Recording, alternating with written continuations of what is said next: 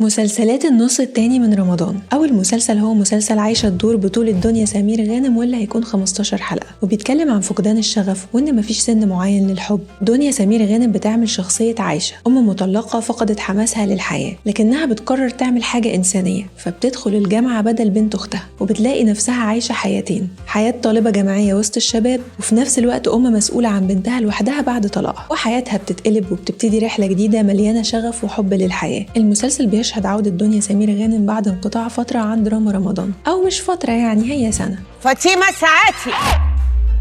أنا فاطمة الساعاتي. تعليق قشط عليك، ودي اتلغت. أما تاني مسلسل هو مسلسل نص الشعب اسمه محمد. المسلسل بطولة النجم الصاعد عصام عمر، وإخراج عبد العزيز النجار، مخرج مسلسل حالة خاصة ولحظة غضب، وتأليف محمد رجاء اللي ألف مسلسلات فوق مستوى الشبهات، الحساب يجمع، ورحلة 404 لمنى زكي، وده كان فيلم مش مسلسل. كل الدعم للنجم عصام عمر اللي كلنا بنحبه، وبتمنى من كل قلبي إن المسلسل يكون حلو ومختلف زي اسمه والبوستر بتاعه. مهر 700,000 ما يقلوش منه.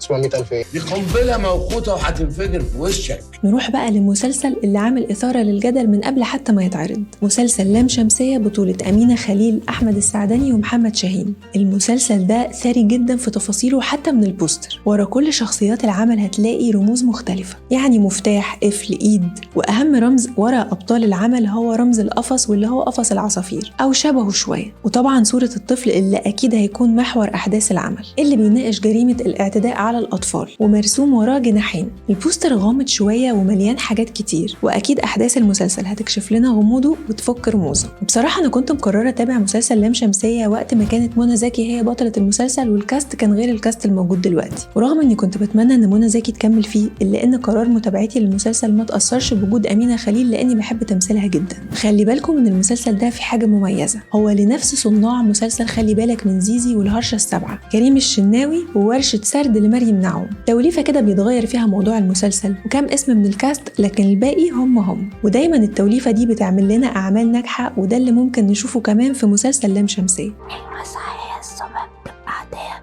وبالليل منور في الدنيا. مين مضايقك يا يوسف؟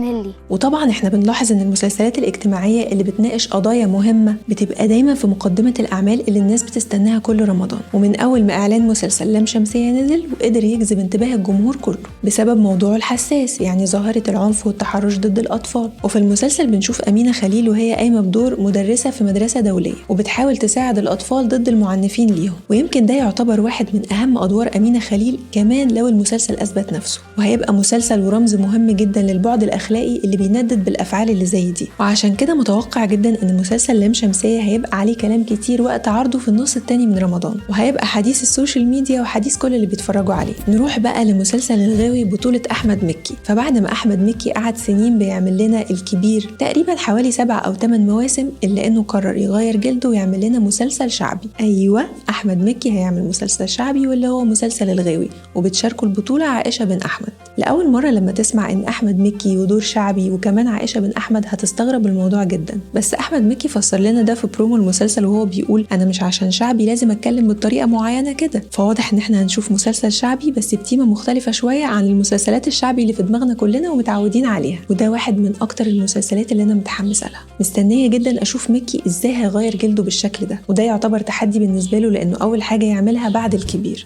كل ما أعرف بني آدمين كل ما أحب الطير والحيوانات أكتر. طول عمري بقسم معاك كلهم ومحدش فيكم كان بيبقى عارف ايه قد ايه. كلمنا أنا كده؟ وانا يعني عشان شعبي لازم اكون بطجن ومجعبد وشي بقول لك انا تعبان. ثم مسلسل شباب امرأة، غادة عبد الرازق، عمرو وهبة، ويوسف عمر. المسلسل ده بيحاكوا فيه فيلم شباب امرأة بطولة شكري سرحان وتحية كاريوك. ومن قبل ما نشوف المسلسل أو يتعرض في النص التاني من رمضان، من أول ما شفنا البرومو بتاعه وهو عامل قلق ومشاكل كتير. طبعا في شوية مقارنات بين المسلسل والفيلم، وناس تقول هو إيه اللي بيعملوه في البرومو ده وكمية الشيشة وكمية الحاجات اللي شفناها. باختصار المسلسل عليه جدل كبير، ومتوقع جدا إنه الجدل ده هيزيد كمان وقت عرضه إذا كان ده حصل من دلوقتي. وملكش دعوة بالبنات المسهوكين بتوع هناك.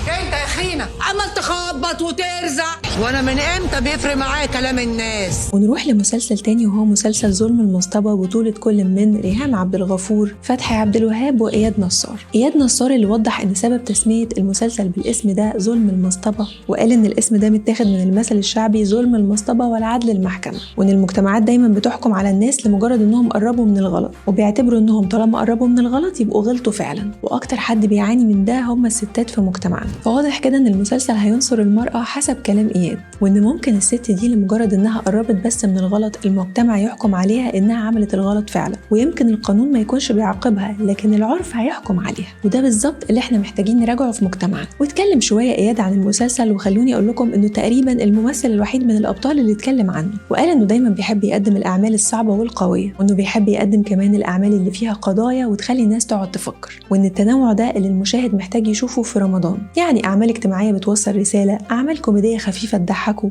وقال بقى ان المسلسل بتاعه ده من المسلسلات اللي بتناقش قضية مهمة. وطبعا ده تاني تعاون بين ريهام عبد الغفور وإياد نصار، فاول مرة شفناهم مع بعض كان في وش وظهر، وقال إياد انهم دايما كان بينهم كيمياء وكان نفسهم يشتغلوا مع بعض مرة تانية، وما صدقوا ان الفرصة دي جات لهم تاني، ورغم انشغالهم في اعمال تانية الا انهم استغلوا الفرصة دي وركزوا في المشروع ده. وطبعا لازم اقول لكم معلومة مهمة جدا، ان مسلسل ظلم المصطبة اخراج المخرج العبقري هاني خليفة. كمان إياد نصار اتكلم عن المخرج هاني خليفة وقال انه مخرج مميز جدا وانه مبسوط بالتعاون معاه. كان لازم اسيب البلد والاذى اللي بيحصل فيا. الست دي بقت مراتي، يعني سابتها ما تجيش على السنة التانية يا حسن. انا مش هسيب حقي. نروح لمسلسل حسبة عمري، بطولة روجينا وعمرو عبد الجليل. المسلسل كوميدي و15 حلقة. روجينا بتعمل لنا لأول مرة دور كوميدي، زوجة ما بينها خلافات هي وطليقها وفي صراعات ما بينهم في المحاكم، بس كل ده بيدور في إطار كوميدي. وبصراحة أنا متحمسة عايزة أشوف روجينا هتخرج إيه السنة دي مختلف كمان في الدور الكوميدي. بصراحة إحنا بقالنا كام سنة مع الفنانة روجينا كل يوم بنعيط وإحنا بنتفرج على المسلسل، مش بنعيط علشان أي حاجة لا سمح الله، ولكن روجينا جابت لنا اكتئاب من القضايا اللي بتناقشها في مسلسلاتها. نسيتوا مسلسل سر إلهي السنة اللي فاتت؟ فنسأل الله التسهيل والمسلسل الكوميدي ده يضحكنا بجد ويعوضنا عن سنين الاكتئاب اللي روجينا عايشتنا فيها. بتزعل بنت العريس. نزل رجلك من على الترابيزه، نزل السند ده من على الكرسي. ما خدتش بالي من مقام سيد الكرسي. ونروح لآخر مسلسل معانا وهو مسلسل قهوة المحطة. مسلسل قهوة المحطة بطولة أحمد غزي وبيومي فؤاد. فكرة المسلسل إن على قد قوة تحمل الإنسان بتيجي المحنة، أما عن أحداثه فبتدور في محطة قطر بيحصل فيها جريمة قتل، وبيبتدي التحقيق مع أبطال المسلسل عشان يكتشفوا القاتل. أنا نفسي متحمسة جدا للمسلسل ده، خصوصا إنه بطولة أحمد غزي. أحمد غزي النجم الصاعد بقوة، مش بس علشان شفناه وحبيناه في الحريفة، ومش بس كمان علشان شفناه في مسلسل أمير عيد دواعي السفر، ولكن عشان أحمد غزي في كل دور بيعمله بيثبت نفسه فيه بروقان وهداوة، وكمان عشان أول مرة هنشوفه في دور صعيدي. أحمد غزي ابن إيجيبت اللي كان بيمثل في بلاد بره هيعمل دور صعيدي في مصر، حاجة تحمس أي حد إنه يتفرج على المسلسل، وكمان ده تحدي كبير لأحمد غزي. وعموما لو بتحب أعمال الإثارة والتشويق فأكيد المسلسل ده ليك. تعرف ده؟ كان لسه مصدق الأحلام البريئة. هو اللي قتل مؤمن.